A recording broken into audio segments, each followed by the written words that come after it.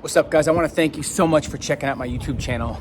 We are going to start doing contests every single month with lucky winners and giving away Young Ambition clothing along with some other really cool prizes. So make sure you hit the subscribe button below. You have to be subscribed to be eligible to win, and I'm excited to continue giving you game-changing, relevant, tactical content that inspires you, challenges you to think different, and really helps you live a life on your terms. So subscribe below, and we'll see you guys soon.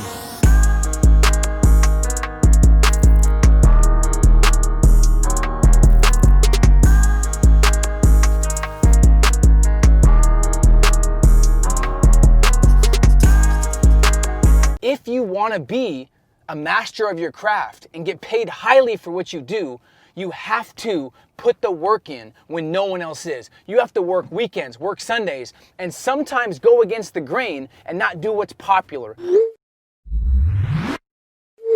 Late night Tesla talks, I'm excited.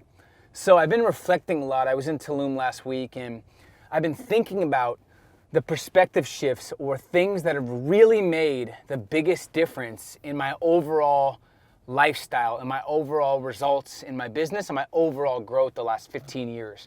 And there was an experience I had that totally changed my life. And thinking back, I want to share with you the power of this mindset. So it's 2014 and I'm writing my goals down. I'm always trying to keep a list of my goals just to keep me on track. So I make this list, okay? This is called my 2015 Young Millionaire Blueprint, which is crazy. So I made this the end of 2014. One of the things on there says become an international speaker, get paid to speak international. Now, I had never spoke international before, but because I wrote that down, I made it possible and it was in my mind. Now, I didn't fully believe I could become an international speaker. A lot of people say you have to believe. That sounds good, but the reality is sometimes you don't believe because you haven't gotten the results yet. So I get an email probably 6 months into 2015 from a company in Dubai, and they want to book me as a speaker. So of course, when I get an email, they don't always come to fruition, but this one seemed serious. They were gonna pay me, fly me first class to Dubai. And anyway, so 2016 comes when it was, and I'm on my way to Dubai. The speech is actually happening. I'm nervous. I don't know what to expect. I've never been to Dubai. I've heard crazy things. And fast forward, I get there. And by the way, they booked me instead of Brian Tracy. The last two choices they had were me or Brian Tracy to be the keynote speaker, and they booked me. And they said because my energy, I don't know what it was, but I was super blessed and humbled, and I had really never spoken overseas before. So I get there, I'm prepping, I'm doing my due diligence, I'm talking to the coordinator, I'm getting as much information as I can to make this the best speech possible for the audience, and just because I was so nervous.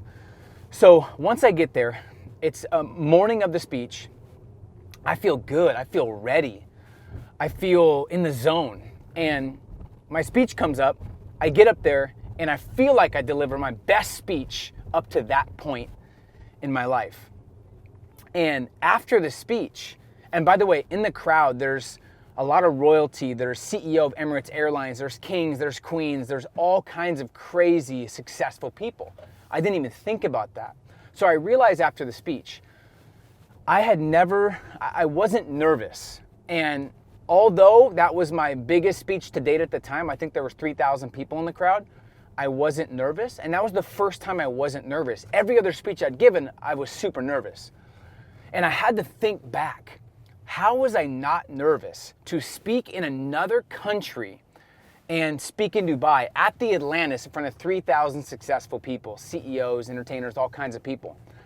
And I realized when I thought back, it's because my due diligence and my preparation. I prepared so hard for that speech, it trumped my nervousness.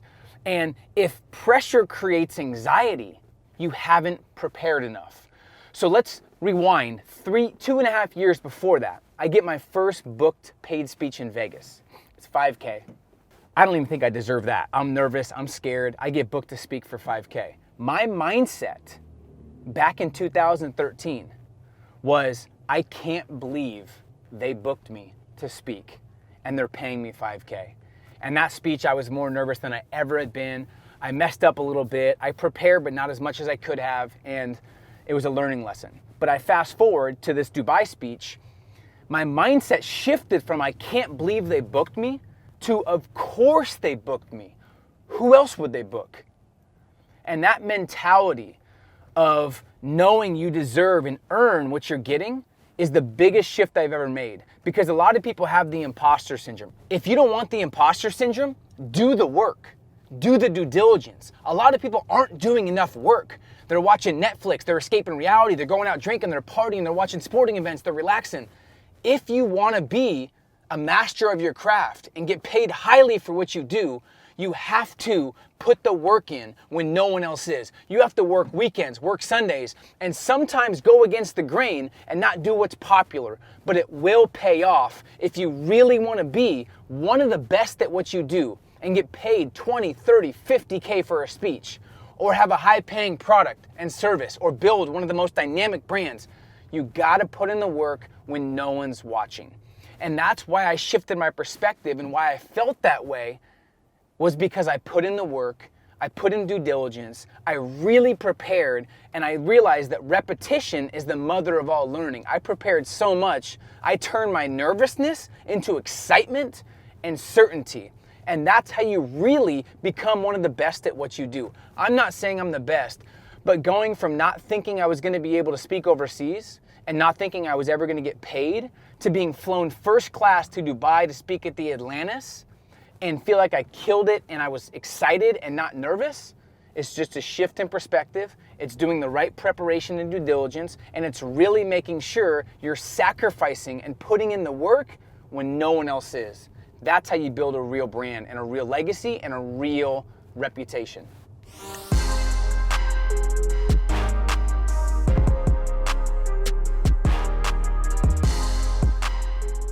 Hey, what's up? And thank you for watching this video. If you enjoy this video and this content, make sure you hit the subscribe button below, put the notifications on, and I assure you, you'll love this content and these videos.